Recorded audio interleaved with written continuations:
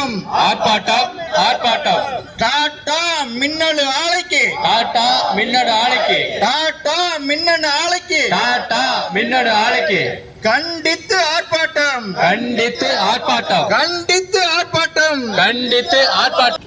அரிமா போத்தே அடர் வெம்புலியே ஆரடா உனை எதிர்த்து ஆளுமை செய்வது உரிமையை மீறிய ஒரு வளம் இல்லை.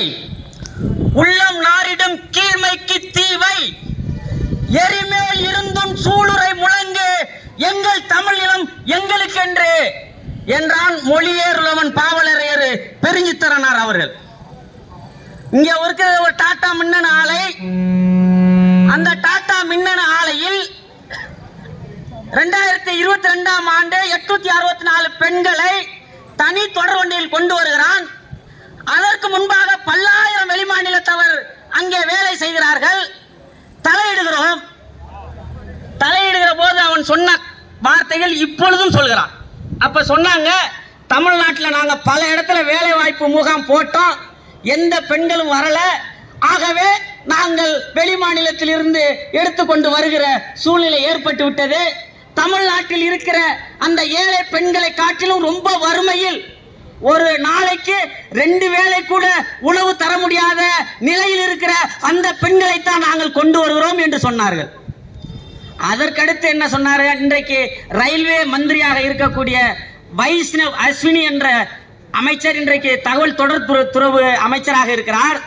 அன்றைக்கு அவர் கொடியசைத்து தான் ஜார்க்கண்டில் இருந்து அந்த தொடர் வண்டி வந்தது.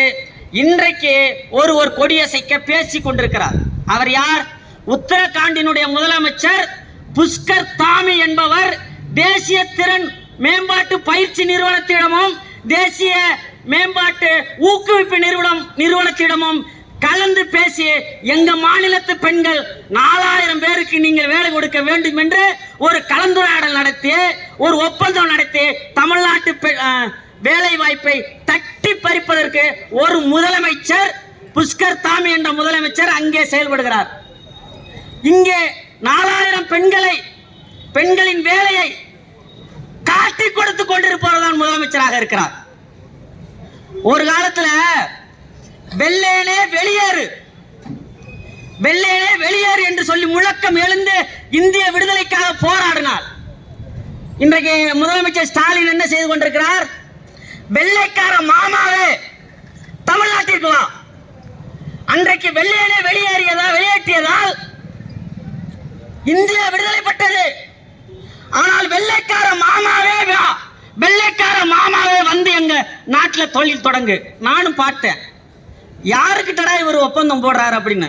அவரு போட்டிருக்கிற உடையெல்லாம் அவருக்கு எவ்வளவு கச்சிதமா இருக்கு தெரியுங்களா? அவ்வளவு கச்சிதமா இருக்குது. அவர் நடக்கிற மிடுக்கு நீங்க பாருங்க. ஸ்டாலின் நடக்கிற மிடுக்கு, அவர் போட்டிருக்கிற உடை அவ்வளவு பொருத்தமாக இருக்கிறது. பொருத்தமாக சென்று 900 கோடி ரூபாய் முதலீடு ஈர்த்து விட்டேன். எத்தனை பேருக்கு? 940 பேருக்கு 900 கோடி ரூபாய் முதலீட்டை நான் ஈர்த்திருக்கிறேன். எத்தனை பேருக்குன்னா 950 பேருக்கு.